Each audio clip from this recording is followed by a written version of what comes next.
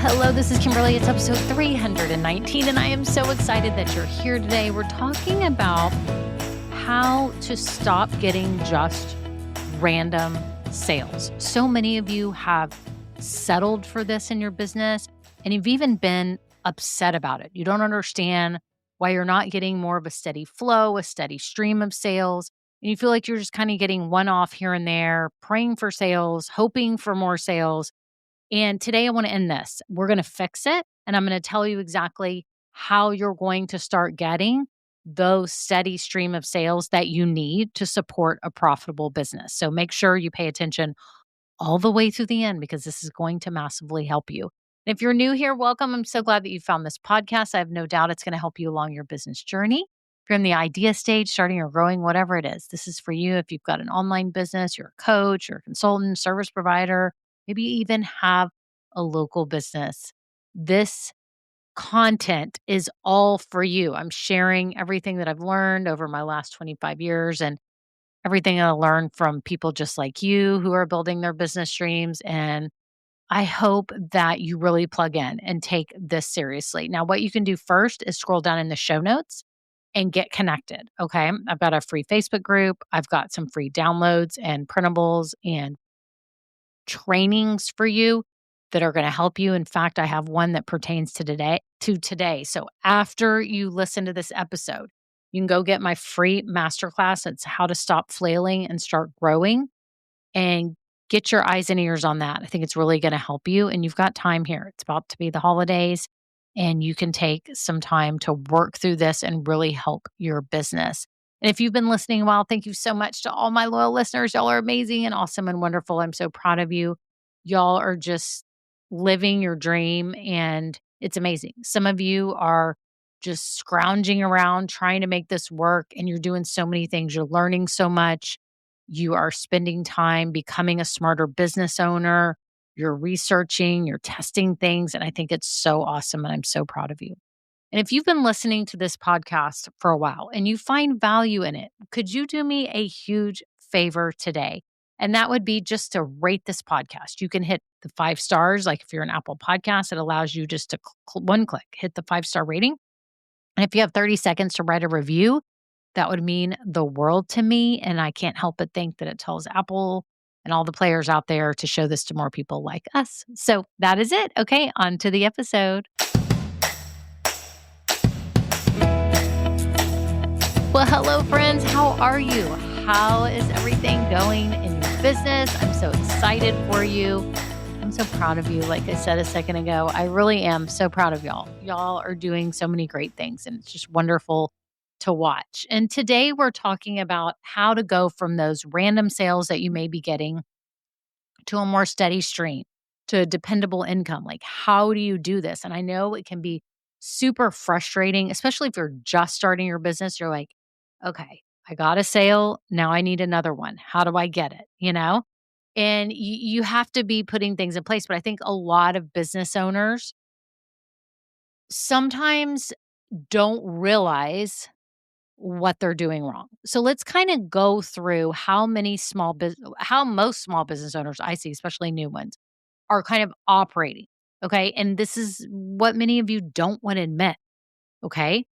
You don't want to admit this. But many of you rely, first of all, on one sales avenue for your business. So whatever it is that you're selling, you are putting all your money on black and like hoping that that works, right? It's like me. If I just had social media, I was only depending on social media to get clients. Do you know how hard that would be for me? I am not great at social media. I don't have the whatever it is. I'm on there, but I just don't find that my customers are coming, like new customers are coming from social media. Now, some of you may be totally opposite. And you're like, yes, this is how I get my clients is social media because I'm amazing on social media. Awesome. That's amazing. But my point is that if you just pick one method and that's all you ever do, like one sales avenue is what I mean, and that's all you ever do, it's going to make it hard. Okay. Some of you think that just putting up a website is your sales avenue and that people are going to come. from just your website. Some people think it's just word of mouth. If you just talk to people and that's it, that's your only sales avenue. You don't do anything else. You just do word of mouth. Some people think that just a podcast or just a YouTube channel is enough. And I have to tell you that it's not. Now, some of you that are my longtime clients know that I teach that you need to pick a main method, and that's the key. You're picking a main method that's going to attract the most, but if you don't do anything else, it's going to make it hard for you, right? We've got to have all sorts of things. We've got to have a website. We got to have word of mouth. We got to have a podcast or a YouTube channel or social media, or maybe you're a guest speaker locally, or you do networking events. Like you have to have those other things, but there has to be one that's like, this one works, but I've got to have other ways too. You can't just rely on one thing. Okay. A lot of small business owners post and pray. Have you heard this? Where they just post on social media and hope that people come. They wait for someone to magically discover them. We all want to be like Usher discovering Justin Bieber. We want to be Justin Bieber, where we're just this kid doing something fun and we are talented and someone discovers us and blows us up, right? And makes us amazing. Many small business owners treat sales like luck, like almost like gambling instead of maybe a system. And sometimes too, when sales slow down, a lot of business owners will just jump to a brand new tactic instead of really analyzing why their sales are down and really being smart about that. Okay. And a lot of them I see too just kind of scrap things and start over and are like, okay, whatever I'm doing isn't working. And they're not really analyzing what the issue is. Okay. They just don't look at the structure of it. They more just think they're bad at sales. This is kind of what I'm seeing in general. Some of these may resonate with you, some of them maybe not. But let me tell you why this approach fails. Because one channel is just putting it all on black. Now, I am not saying to have a TikTok, have a YouTube channel, have Instagram, have email marketing, have, a podcast, have all these things, be a guest speaker because you can't do it all. You can't do it all. But what I'm saying is some are literally just picking one and just saying, okay, I have my website up. Where are the people? And they hear crickets. You can't just do one. Okay. You're actually having several things going on. Now you're going all in on one main visibility method. And my clients, again, y'all know what I'm talking about. But for those of you that are new to me, my point is you can't hide and just expect one simple way to be the way that continually brings you sales. Okay. You have to realize too that why that approach fails is that sometimes there's not really a warm up system. There may just be one thing you're doing, and people don't get to know you enough and trust you enough to buy. There's no like ongoing invitations to keep you around. Customers easily forget. There's money left on the table because there's no real follow up or anything like that. And you just are constantly chasing new people instead of also leveraging people that might have been interested or may have already purchased. Okay. We can't build our businesses and consistent revenue on hope. We have to actually create a system. This is why many of you are just getting random sales or you're frustrated because the one method that you chose maybe isn't working. You have to realize that your people need multiple intentional touch points. It didn't used to be this way in the world of buying. Like people could see something and they'd walk in a store and they'd be like, I better get it now because I don't want to have to come back to the store. Now people get inundated with Instagram posts. Sometimes we're getting stuff in the mail, not as popular anymore. We're getting emails, we're getting texts, all this stuff.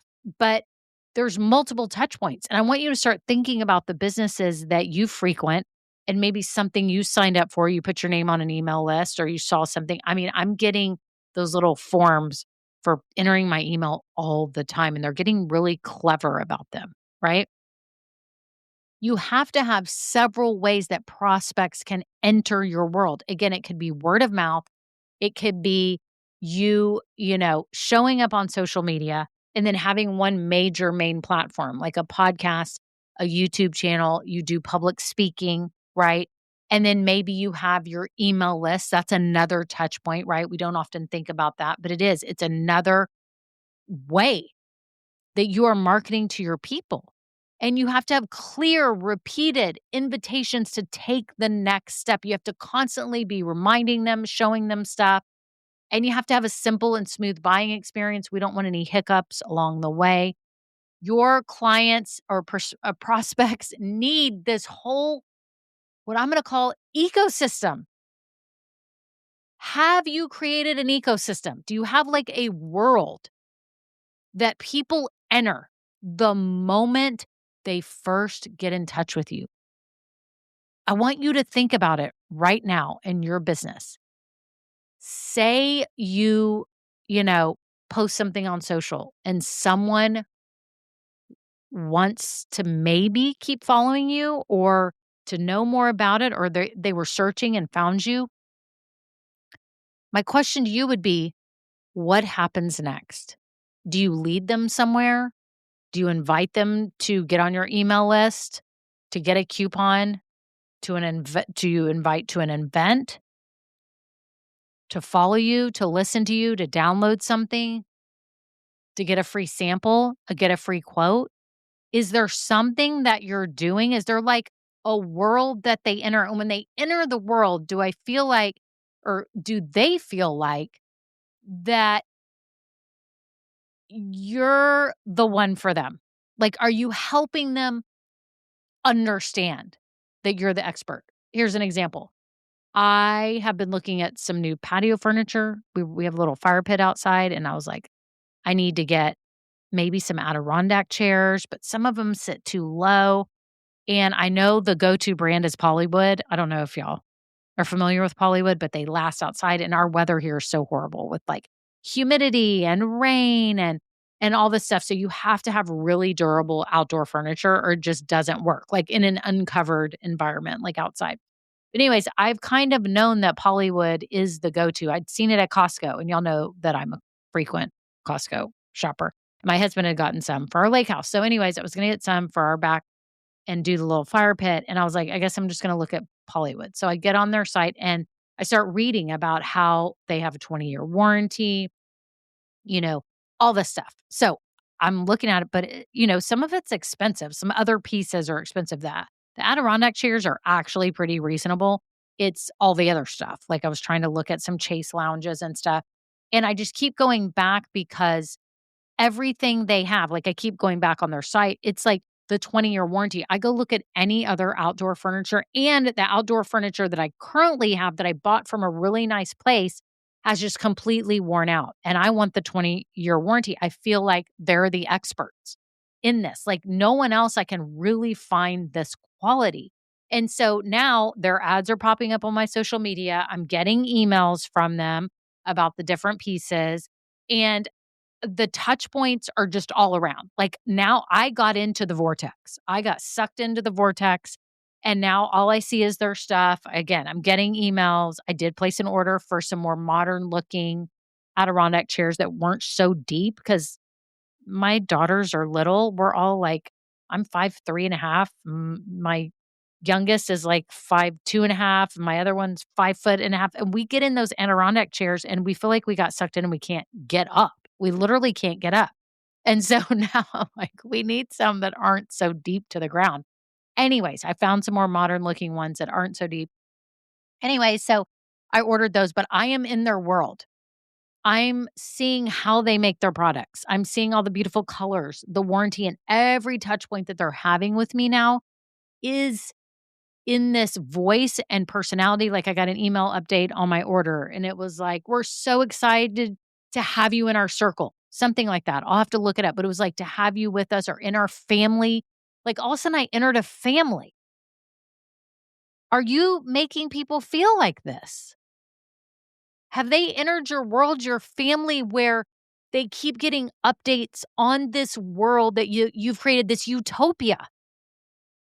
You've created this utopia that they're looking for, like where someone understands your needs and gets it. And what are all the touch points? This is what you have to create for your people these days.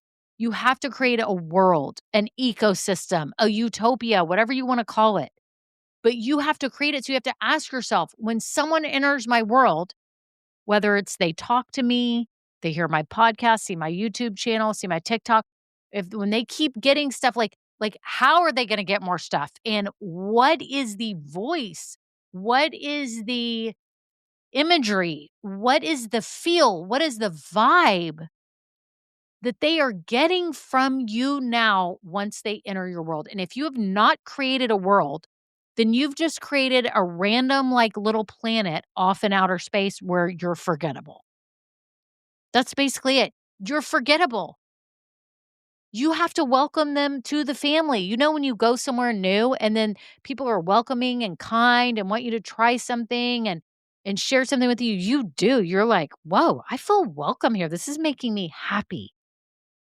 I feel seen. What's the world that you are creating for people? Y'all, this is what a lot of small business owners miss, especially new ones, and don't realize that you are just not a drive-through restaurant. You are just not getting one-off sales. You are creating a world that they enter and you have to capture them and you have to make them part of the family. It's your job. It's your job to welcome them in and say, now you're part of us. Isn't this awesome? We have a 20-year warranty. We have trendy colors. We have comfort. We stand by our product. We have a 30-day warranty. We love this. We love the outdoors. All the things, like I'm thinking about the Pollywood furniture, right? Like everything that they've done, like all of a sudden I'm part of this like ecosystem. All of a sudden I'm in a new club. Are you creating that for your people? So think about it today. Think about the people that you already have in your circle somehow. Maybe they bought something from you, they're a podcast listener of yours, whatever it is, they're on your email list. Be intentional today about the world you have created, and have you created a world? Be honest with yourself. Have you created a fun vibe that's consistent? It's a brand, a high level, we call it a brand, but it's the world that you've created for them, the cozy feel, right? It's just like when you frequent a restaurant that has different locations in different states, it's the same feel every time. Like we have these Chuy's Mexican food restaurants near me, and all on the wall are customers' dog pictures, like their pet dogs. They put the dog photo up on the wall, and and some might say it's tacky. I think it's the cutest thing ever. And it's just all these dog photos over the wall in all over the wall in the bar area. Like if you go there, just get like appetizers or whatever, and you can look at all the pictures of people's dogs and they put the name under it. Like I've been to several locations and they have those. And it's the same feel. It's like this eclectic, casual, and the best salsa and jalapeno ranch ever. Anyways, what's the world? That I enter that world and I'm in it. All right. I go into Nordstrom's, I'm entering a world. Target, I'm entering a world. It's a consistent world. Starbucks, people would say, right? What's the world? This is what small business owners miss. They don't create a world, they just create a fast drive-through restaurant where someone buys something and they're off, like they're driving through a town they'll never be back in. You want to create like a hometown for them versus a random town that they're just driving through. So the payoff of having this is that you have people that have entered your world and they start believing in you, they buy and they rebuy and they share it with their friends.